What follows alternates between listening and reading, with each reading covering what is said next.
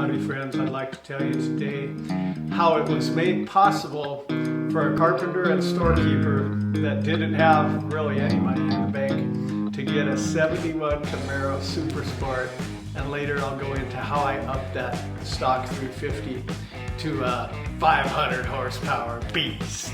I'm going to do this in kind of a rambling sort of way, putting the pieces together later. So my high school years were kind of like the Fast and Furious. It was before video games. And what we do is get some old come along from our dad's logging equipment and put a different engine in our truck or car and put a Holly carburetor on it and some glass packs, and off we'd go cruising Maine. So my buddy Jay and I was about 14, he was about 16. We were cruising Maine down in Kalispell. You know, it was so fun when all the guys would come together with their rods. We had Eddie with his Charger like Vin Diesel drove. We had Ray with a 63 Impala hardtop. He could never afford a paint job. It was always just primer gray.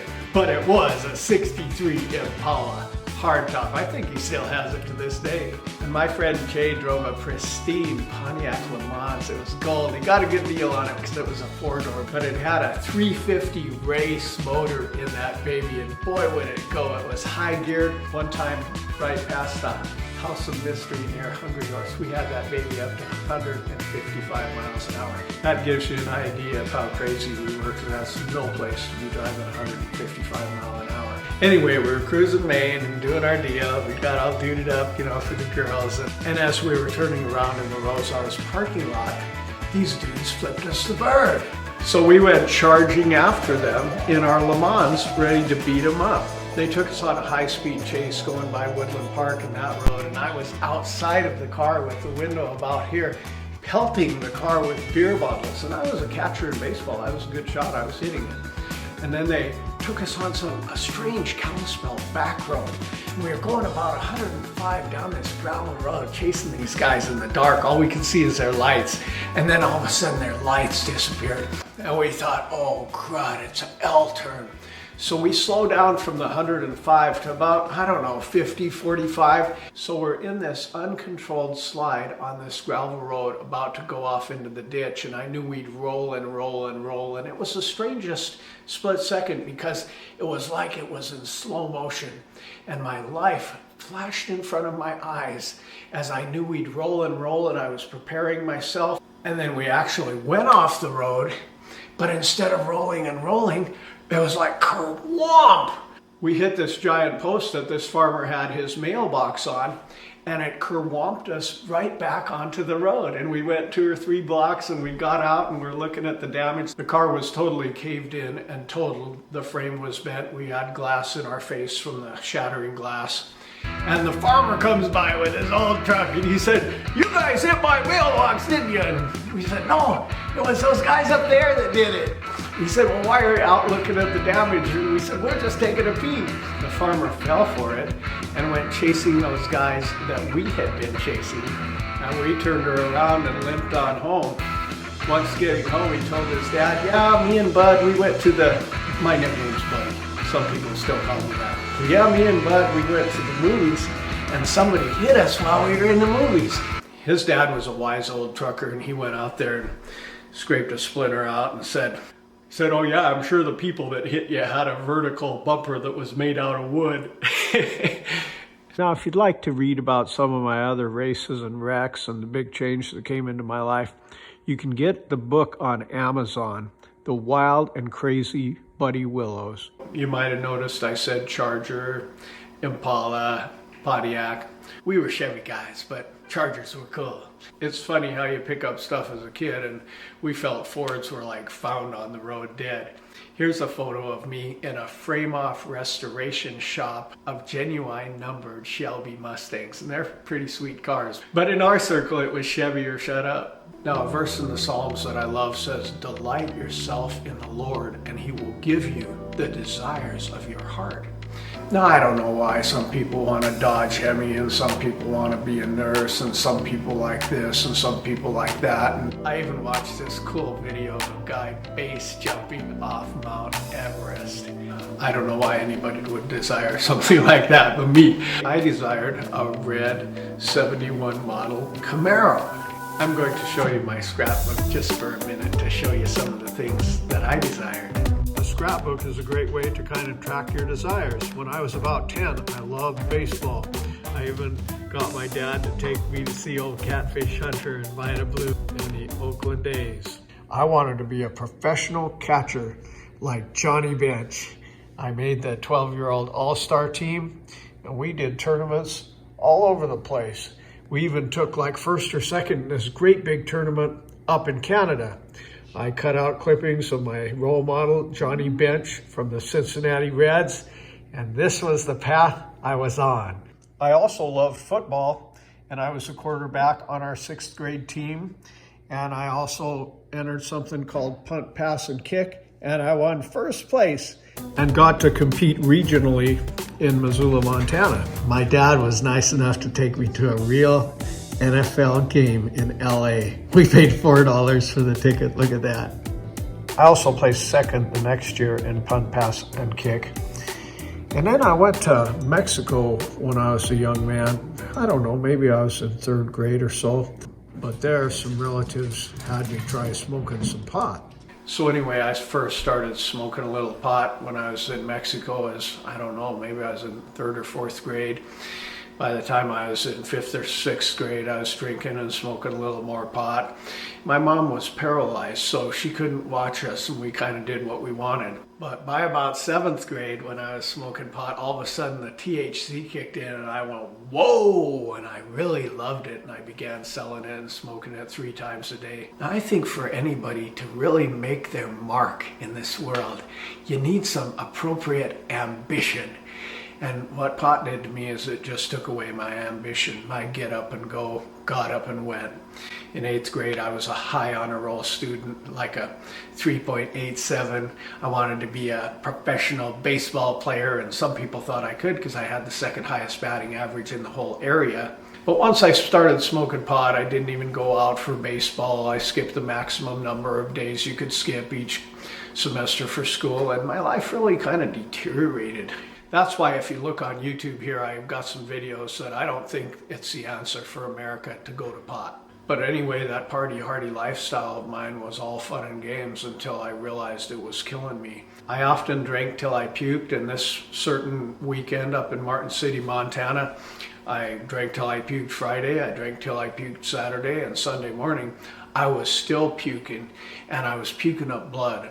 And I got up and I wiped that blood off my face. I looked myself in the mirror and I said, buddy, if you don't find a way out of this lifestyle, you're going to be dead by the time you're 18. So I started searching. I started searching for something that might help me. I looked into metaphysics. I read Siddhartha and began meditating. I read Black Elk Speaks and got into some Indian religion to try to help myself. But no matter what I got into, I still had that raging alcohol habit, that raging marijuana habit, doing some other drugs, and I had some other vices too. By this time I was on probation, and even that didn't stop me. They said, man, one more time, buddy. One more time we catch you doing anything and you're going to boys' prison. That didn't stop me. I kept selling weed. I kept getting in fights. I kept drinking. But then one night my sports car died. And me and my friend Scotty wanted to hitchhike to Whitefish and see my girlfriend and them guys. So we're hitchhiking and all of a sudden this guy we know as the Jesus freak stopped. And I said, Scott, don't get in. That guy will just give you an earful like you wouldn't believe. And Scott said, no, Mark's in there. It's okay. He was a good-looking guy with long, curly blonde hair that we partied and raced with. And we thought, it'll be all right. But we got in and Mark started telling us what happened to him. He said, man, you guys, you got to listen to this stuff because I was in Whitefish and somebody slipped a bunch of acid in my beer and I had an acid overdose and I was dying and I was going to hell. I could literally smell the smell of hair and flesh burning. And I knew I was dying and going to hell. And somebody at the party out of the blue said, Mark, call on Jesus. Although he didn't know anything about that, he called on Jesus and said he was instantly made perfectly sober. And he walked out into the party where some immoral things were going on, and people like shrank back from him because they could see this glory on his face. And he said, and since then I've been going the way of wisdom. I'm no longer doing that party life. I'm going the way of Christ. I had always put Jesus and Christianity into the category of Sunday school fairy tales, but this sounded like something that could really change a person's life, and I listened. And Tom said, buddy, when you accept Christ, your life will find its purpose like a hand fitting into a glove. And I really listened, and they wanted us to go to this Christian thing, but we weren't the type of guys that went to Christian things. So we kept partying and found my cocaine dealer friend Todd, and we were tooling around in his Volkswagen Rabbit. And some big mean guy pulled our friend Charlie out of the window. Charlie was 6'2" and weighed about 170. Pulled him out of the window and beat him up real bad. We took him home and patched him up, and we kept partying on the main street of Whitefish, Montana. And a big Chevy truck, a monster truck, drives up, and 4 guys get out, and they're saying, "Where is Todd?" And that's that guy I mentioned that sold the coke, and they'd obviously been shafted by him and were mad. And I said, well, I don't know where he is, even though we did know. And they said, you punks better get out of here. Now, a few weeks before in Whitefish, a big guy had come up to me and 2 of my friends and said, I'll fight all 3 of you punks. I said, I'll take you on all by myself. So me and this big guy, George, got it on in front of this house party in Whitefish. And he's so much bigger than me that he's kind of overwhelming me with his blows. But I'm boxing, doing the best I can. And I duck, and he punches through about a 6x6 thermopane window. It falls on his arm, and he's really cut bad, and blood's squirting out every time his heart pumps, and everybody's screaming, call the hospital, and he had to get an ambulance and everything. And I was kind of the hero, you know, buddy, put that guy in the hospital. I know that's nothing to be proud of, but that's just the way my life was. So I had a little bit of a reputation to uphold, although I wasn't considered one of the really gnarly guys. And I wasn't feeling like running, so I squared up in the middle of Main Street. And I thought, well, there's 6 of us, 4 of them. Ought to be interesting. My boy Lester wanted to say hi to y'all. So anyway, the leader of the group strides toward me, grabs me just like this, and poises his fist back to punch. I glanced out of the corner of my eye, and I realized, whoa, all of my friends have left. So I decided, this is not a time to fight. This is a time to talk. So I said, hey, why don't you just let me go? I'm not the guy you're looking for. I don't know why you're wanting to pick a fight with me. And he let me go, but I was just drunk enough to believe that his intentions were pure. I go down to grab my Stetson hat, and as I'm coming up like this, his fist is flying toward my face.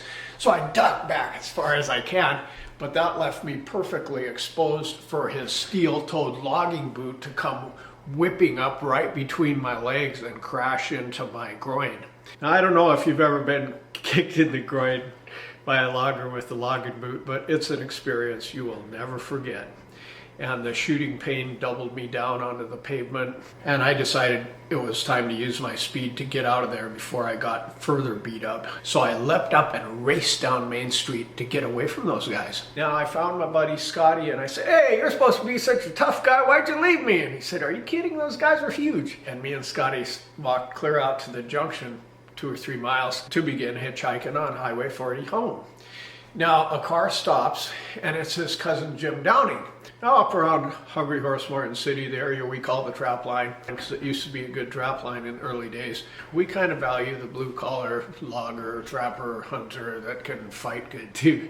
And Jim was hell on wheels. He and his brother Mike stood up to 5 cops with billy clubs and bested them. So we all kind of respected Jim. So when I get in, I'm not being my normal smart aleck self when Jim's talking. He said, buddy, I saw one of those guys had a .357 Magnum aimed right at your head during that fight. Now, I was otherwise occupied. To be honest, I didn't see it. And he said, what would have you done if they pulled the trigger? And I said, well, Jim, if what you Christians say is true, I guess I'd have gone to hell. And he said, that's right, but you don't have to. You can accept Jesus today. God has orchestrated this whole evening to get your attention. Now don't be a fool and receive Christ. And that was a tough nut to crack. I wasn't quite ready to crack, but I listened. And I said, all right, thanks, Jim. And then the next morning, I opened my Bible for the first time in my life. And anyway, I opened the Bible for the first time that day. And I looked down, and it said, the fear of the Lord is the beginning of wisdom. Now, I'd always been a cocky, proud guy. Christians would come and try to talk to me, and I'd laugh in their face, and pretty soon I had some of them even smoking pot with me. But that morning when I saw that, it really hit home, because there was something about that night and the gun and the kick to the groin that humbled me. And I was afraid for the first time in my life. And not only that, but it got me a fear of God. And ever since that day, I've been reverent toward heaven. I didn't give my life to Christ at that moment. But then Jim Downing took me to get my car the next day.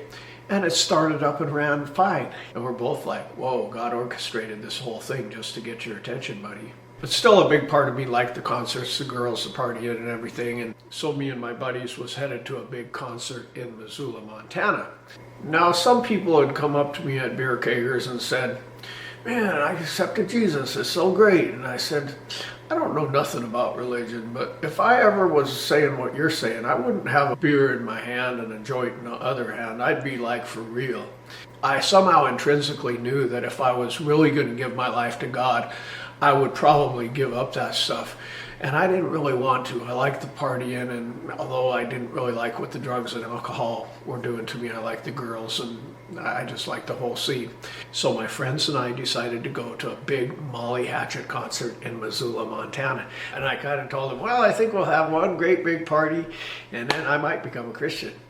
And so, we did it up right. We had the bongs, the tequila, the hashish, the cocaine, we had it all.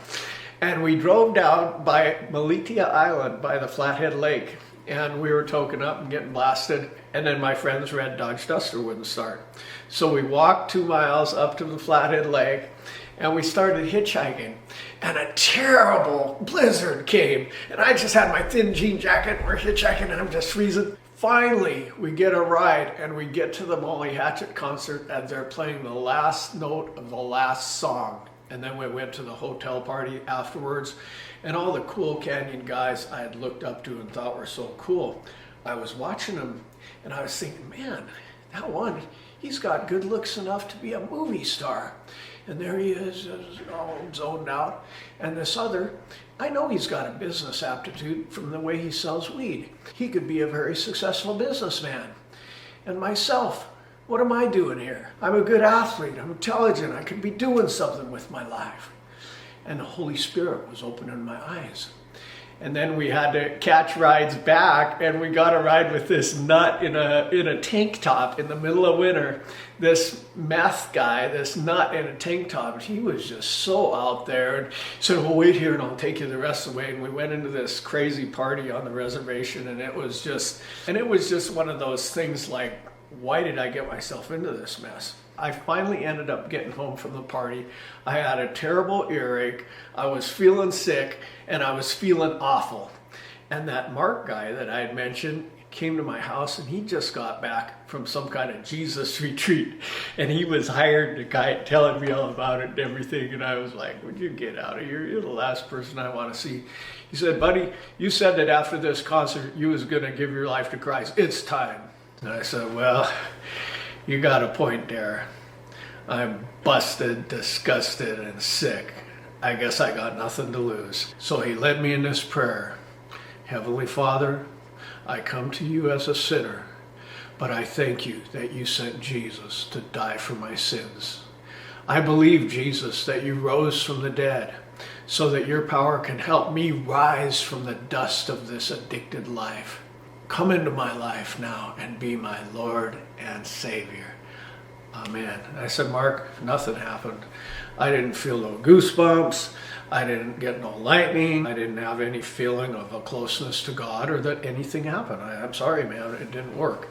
He said, well, just sleep on it. You never know. So the next morning I woke up and I had this big blue bong that was the most famous bong in the country. Everybody called it the Big Blue Bomber. And my normal day was to load up the Big Blue and have a couple of hits and get my day started off and go to school, and at the break time sell and smoke pot, and after school really get loaded with my friends. But that morning I just didn't feel like getting stoned. At lunchtime, instead of getting stoned and selling my joints in the high school bathroom, I got my Bible and I headed down to the river, and I was just devouring the Bible. I was thinking, wow, why didn't I ever read this? It's not really about God striking me down with lightning. It's about His love and His grace and His mercy and His new life. And I was really getting turned on to it. And although I didn't get any feelings immediately, within a day or two, these waves of this wonderful kind of like sesame feeling was coming over me, but without the following down and paranoia and forgetfulness. It was just like a beautiful, elated high, and people could see it on my face even. My probation officer saw me and took one look at me and says, "Buddy, you're not even the same person. What in the world happened to you?" And I said, "I gave my life to Christ." And he said, "Man, I can tell something is different." And the principal of Columbia Falls High, about 800 kids, John Giacomino, he was noticing the change. See, I was known as a smart guy and a good athlete, and then I'd taken this incredible nosedive, and I was just a kind of a long-haired Bill Hickok looking like a nut with a big knife kind of dude. And I had actually stolen a number of test tubes, rubber stoppers, and glass piping, and made some excellent pipes from Mr. Smalley's biology lab. Now, I came to a school dance drunk and stoned, and the vice principal, Mr. Vincent, was there. And he said, "Buddy, we found these things in your locker." And it was D-Day for me. I was in pretty big trouble. Everybody in high school knew I had become one of the more prominent, we called them the jocks and the freaks, or the stoners. And I was one of the more prominent stoners at that point. But all of a sudden I'm changed, and I'm not doing drugs, I'm not doing alcohol. And John Giacomino calls my pastor, George Moore, and he said, "George, what did you do to that Buddy Willows? Can you do it to some more of these kids?" And George said, "I didn't do nothing. Jesus changed his life." And sure enough, Jesus did change my life, and it's been 38 years now, and I haven't got drunk or stoned. The Lord has just given me a new spirit and a new life, and I'm happy with this good feeling that I got from heaven. I even wrote a little song about it. I was singing, "I'm talking about a feeling.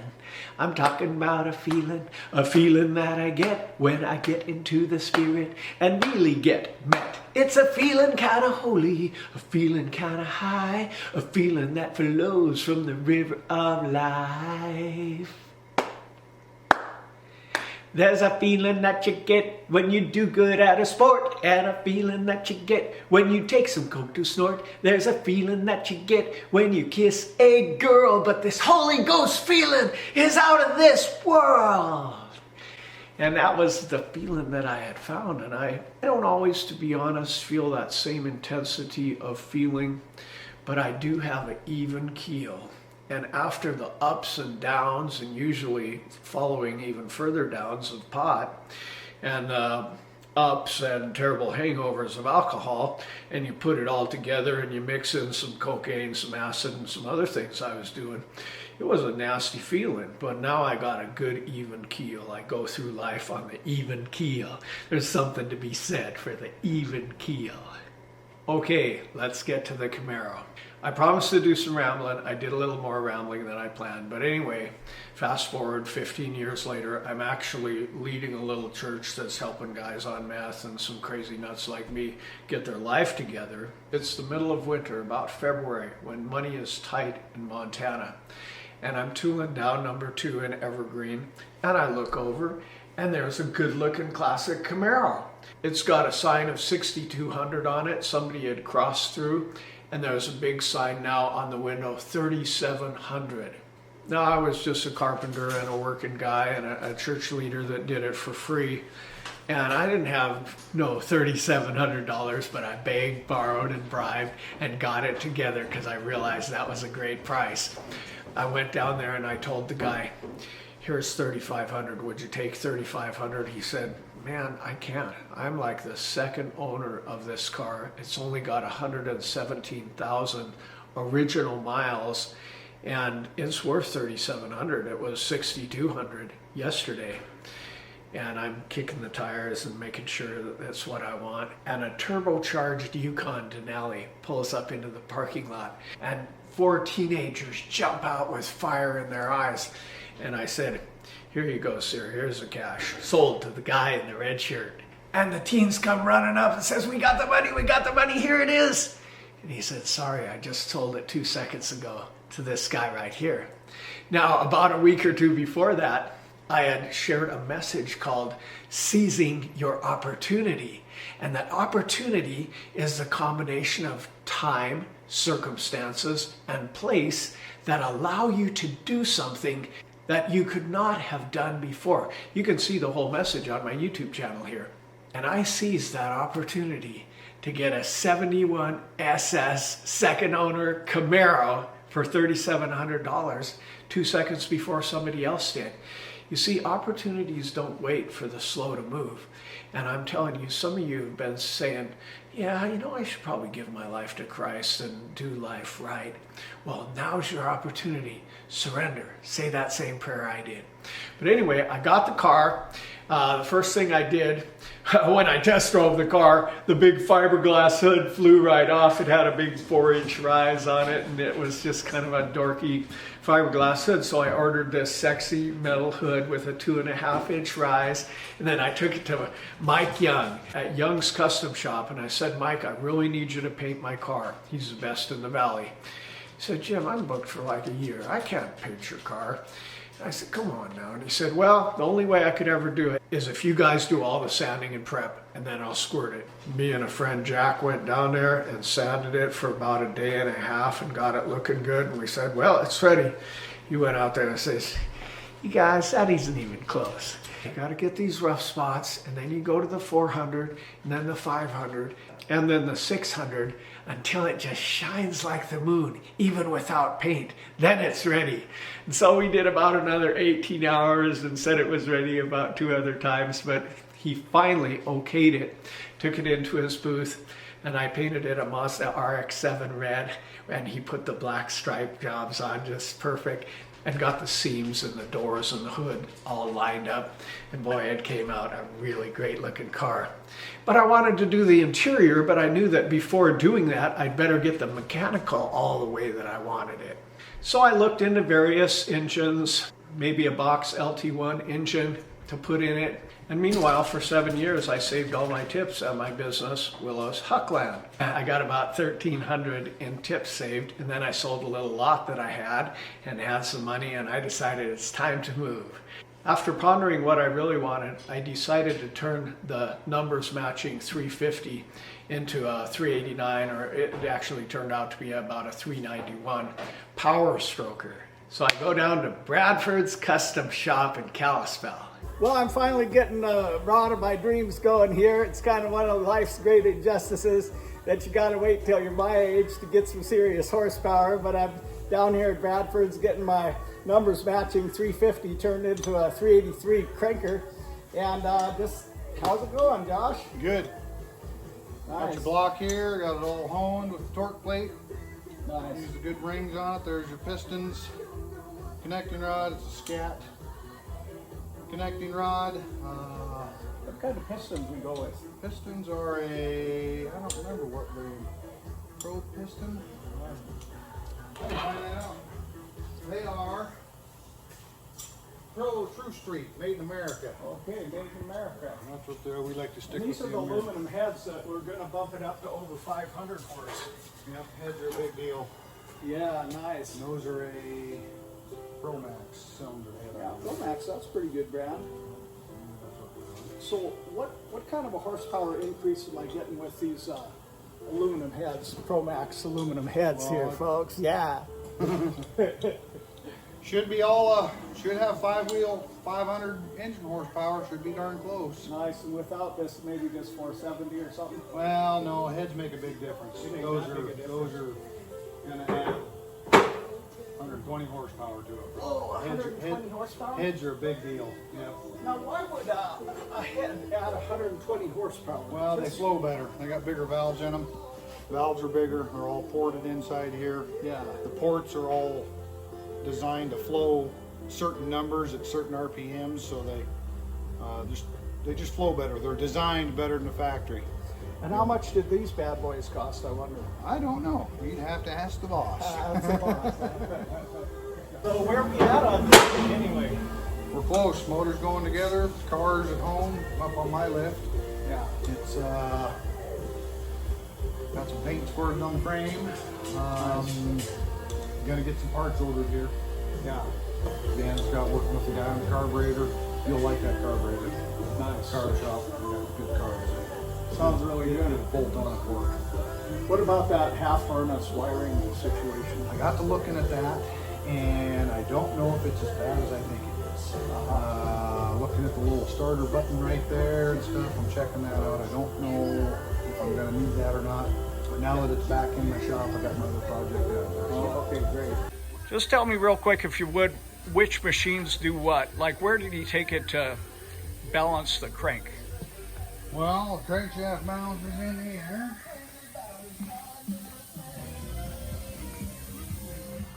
That's the balancer. Whoa, look at all them cranks lined up, huh?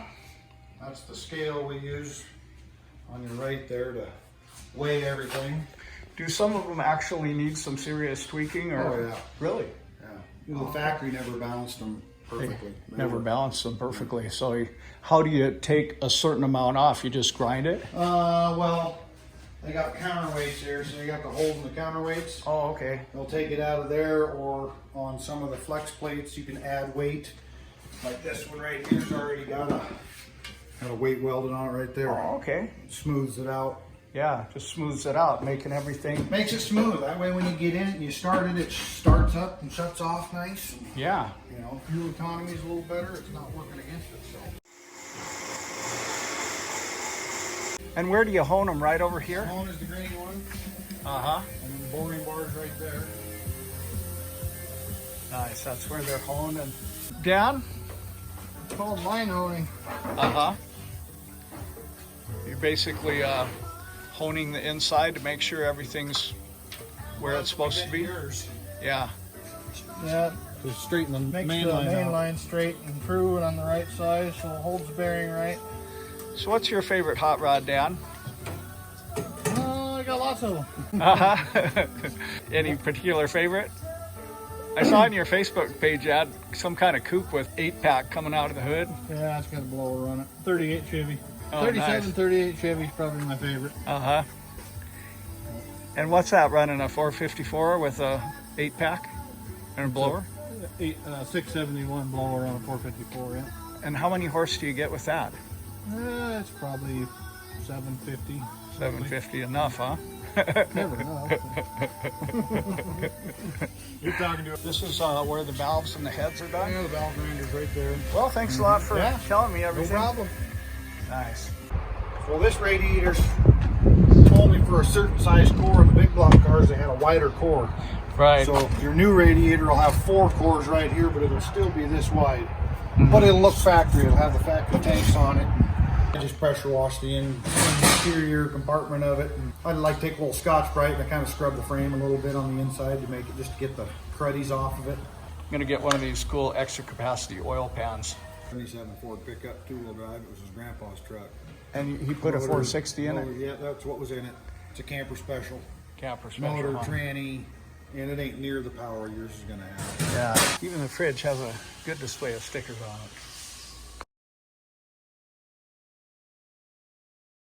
Well, we won our playoff game, and the time has come to pick up my hot rod. Howdy, Josh. How's it going? Good. Good. Did you get kind of attached to the car? Maybe. Maybe a little bit. It'd be good to see it go though. Yeah. Everybody for years been saying, well, when are you going to do that ugly interior? But I always told them, now, right? hey, horsepower's first, Right. engines first, drivetrains first. Got to get it the way you want it first. That's And right. looks like it's there, baby. Where's the fitting? Where do I pump them up at? right there. Oh, okay, right there. That's where the old same one- spot, that's where huh? the old one was, so I just Put it right there. Nice. So we got some air shocks. Was it hard to get them, or? No. Uh, Parts store had them. Is that my old battery, or? No. No, you got New it. battery. The other one was junk. Oh, okay, good. Well, I know And I I had got- all kinds of trouble with it. I got all your old parts, and I bought a battery hold down for it right there. I bought a tray and a hold down so the battery's in there. It won't come So out of there. Good. Probably we're just saying it was sitting on the engine stand, so this was up real Oh, high. look at that carburetor. Couldn't see it, so. That was one sweet carburetor. No choke, dual line at the 750. It'll do exactly what you want it to do. Nice. I put a heat shield on it. What that does is with a phenolic gasket right there. Uh-huh. What that does is the engine will heat the carburetor up, boils the gasoline in the carburetor. Well, having this plate helps dissipate the heat, and that gasket dissipates it away from the carburetor so that you don't vapor lock. You know, when you're it's real hot and you're going, and the gas will start boiling in the carburetor. So we always do this to the thing, especially when they got a lot of under hood heat. Nice. Looks like everything's good and tight. So Sweet. used your old alternator. Old alternator, yeah, you sure did. Power steering hoses were leaking real bad at fittings, so I put new hoses on it so it doesn't fling oil everywhere. This is where your tranny goes in for your kick down. The other one was back here, so I didn't have enough reach. I couldn't pull it up, so I had to get a different one that moved it forward. Just different placement of the carburetor and stuff is what that is. It's a lot of little stuff. You change one thing, you got 14 things to change to accept that one thing, it seems like. These are the aluminum heads, that's the manifold. That's an Edelbrock Performer is what it is, and these are your aluminum cylinder heads. You can't see the pretty part underneath the valve covers. And I got your the breathers. I bought those two, those billet ones. It's still got the plastic on top of them there, but that just helps things. well, you gotta vent the crankcase because the motor, you know, as it runs inside, it makes a pressure in the oil pan, and you have to vent it.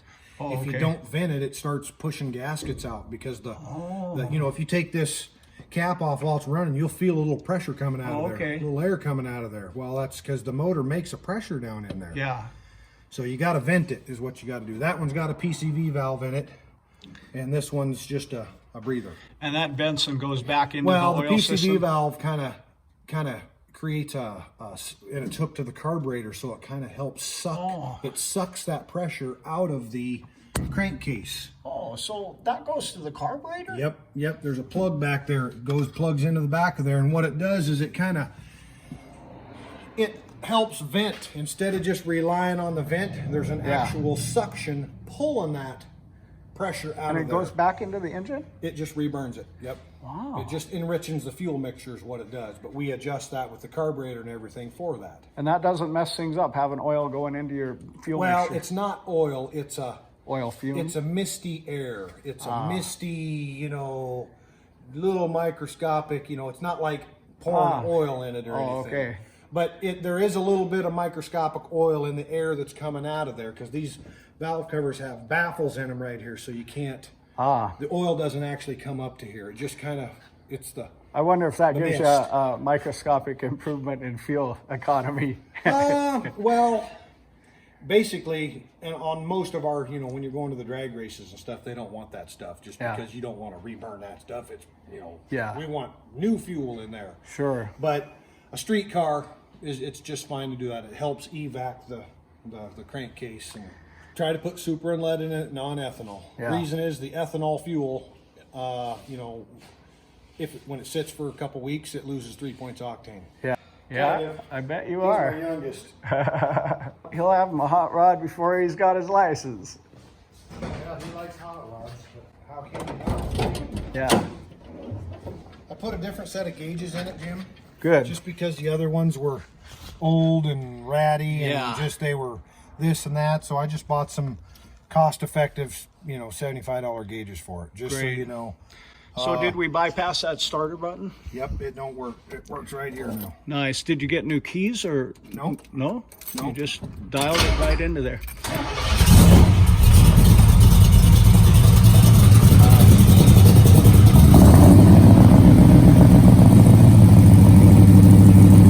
When you rev it up, it goes up because you're spinning the pump faster. Oh, okay. Well, when the oil is thin, it's going to go down to under that 25-pound mark because at idle, you don't need a bunch of oil pressure.